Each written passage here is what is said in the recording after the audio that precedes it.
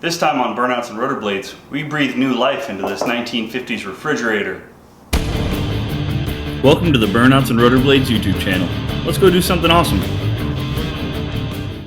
I'm here with my little helper, and we're gonna try to fix my newly purchased, or new to me, early 1950s Coldspot freezer. Okay, you can put that down now. I've always wanted a really beautiful old school fridge like this. I finally found one on Craigslist not too far away, so we picked it up. The first things I think we're gonna try to tackle is some of the wiring, because it is pretty haggard looking, and I don't even really feel comfortable at this point trying to just plug it in to see if it works. Daddy? Yes, sir? How do you open that? I don't want you to open that. How? Look, you got your hand dirty just touching it. Oh no! I'm just joking, it doesn't matter. What we're gonna do is, we are going to start pulling wires.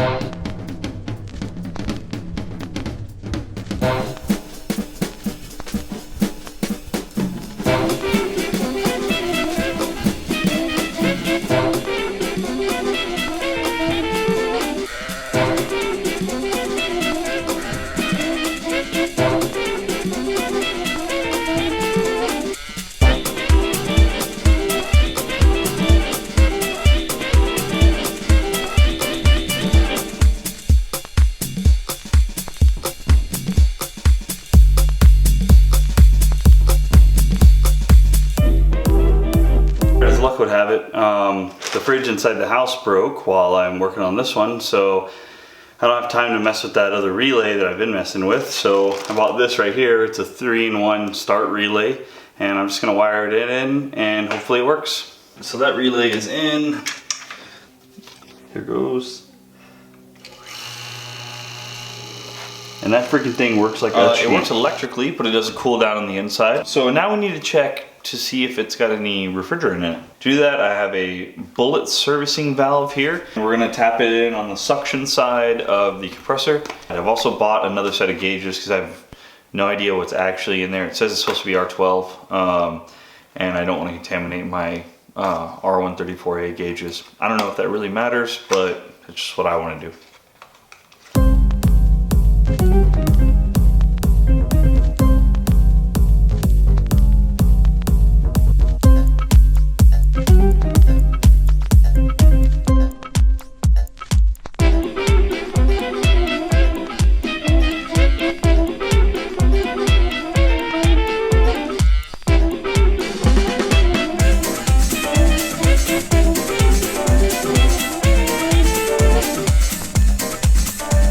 And just as I thought, there is nothing in this system whatsoever. So we're gonna pull a vacuum on it and see if it holds a vacuum and see if we have any leaks. I can flick the vacuum pump on now, and then we should be able to see if it holds a vacuum. And that's the most important thing to me at this point. So the first thing I did was I pulled down a vacuum to where it held.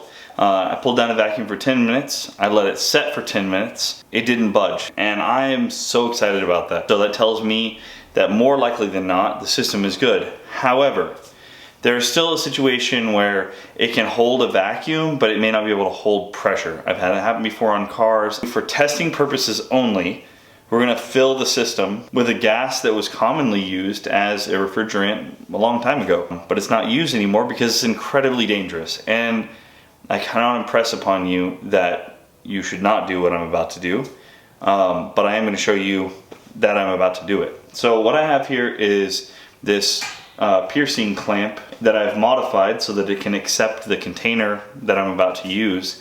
Normally, the larger without this adapter is for R134A, and the smaller with the adapter is for R12. But what I'm about to use is butane. I did the calculations on the specific gravity and like the nerd math stuff, and basically this system requires 23 ounces of R12 or F12. Equivalent amount of butane is about 45% of that, so I'm going to go ahead and use 10.35.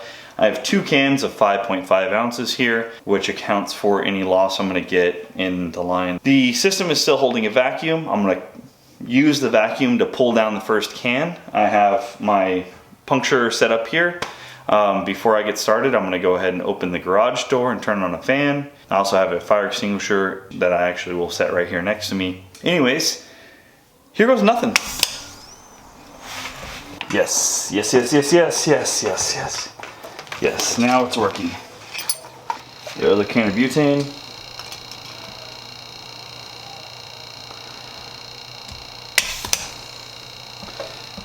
And let her rip, tater chip. All right, the fridge has only been running for about 5 minutes, but I'm gonna take my temp gauge here and I'm gonna see what it says on the inside in a couple spots. Oh, there's already ice right here. It says minus 22 degrees.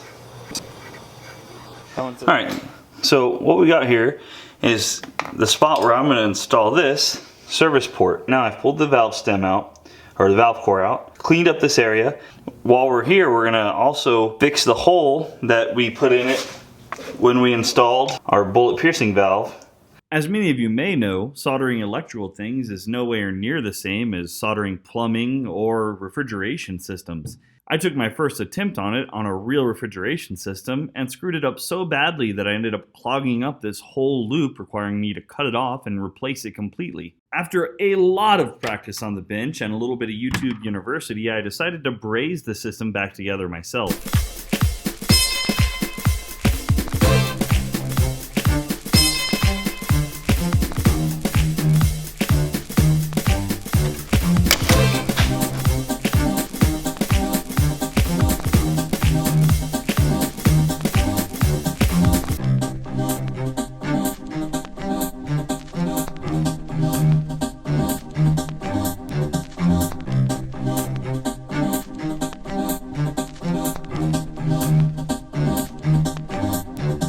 Here's the finished product.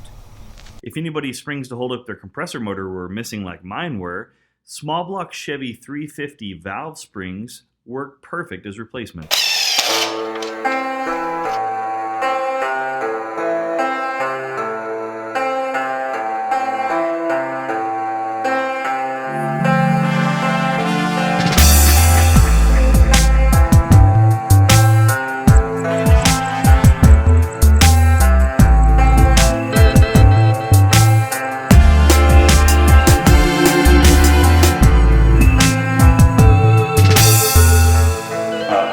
This thing down overnight, and then I let it set for about a week. Not because you need to do that, probably just a couple hours to make sure it doesn't bleed down would be fine. But it stayed pretty solid at 30 inches of manifold vacuum for a week. So I think the system is sound after all the brazing and all the soldering that we did.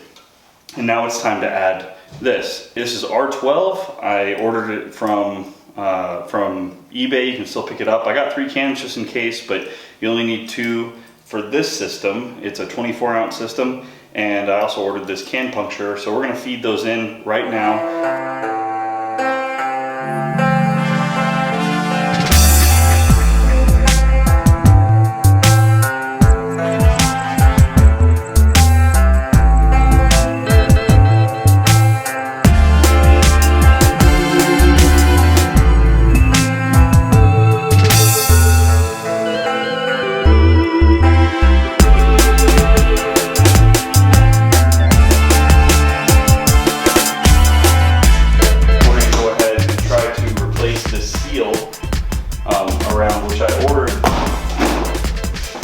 A new seal that came in from Antique Appliances, their website, and it's a stock replacement.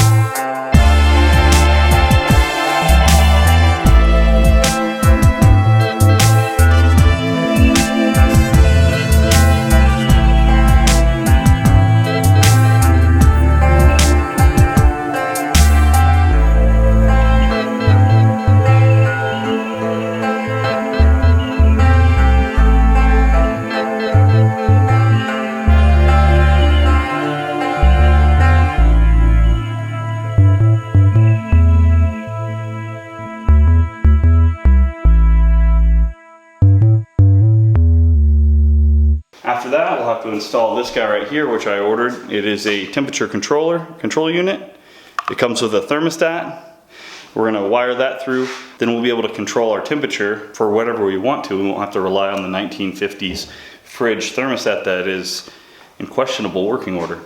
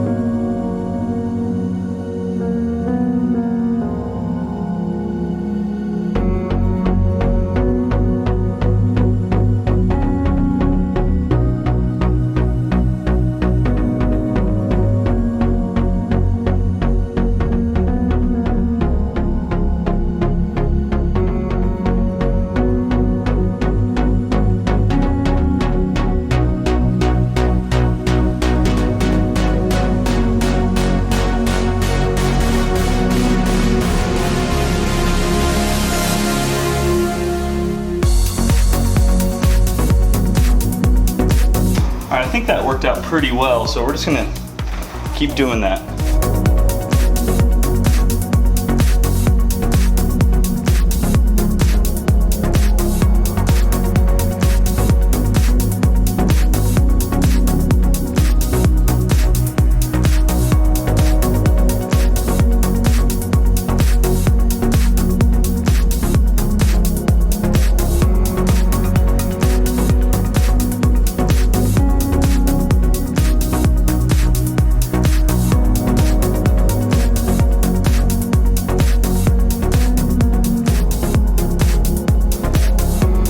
Just barely make it out.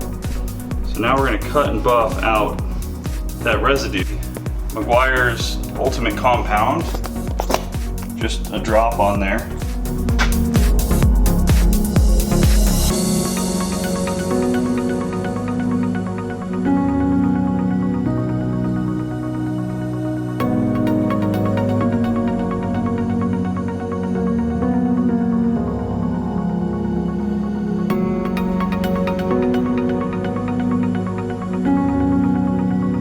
Kind of sort of make out where the tape used to be here, but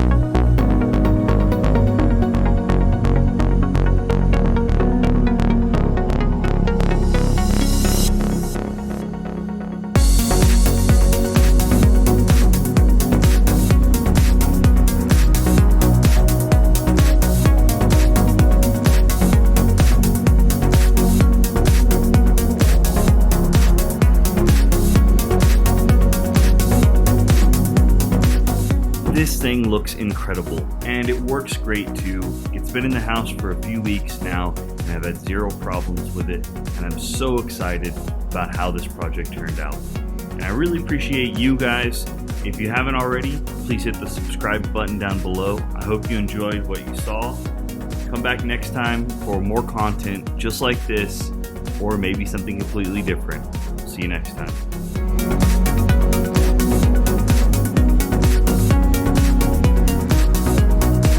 Don't forget to subscribe if you like the content and want to see more like it. And as always, thanks for watching. Hi. Mr. Big Guy, Hi. can we look at the camera? We're going to talk to the camera for a minute. Is that okay?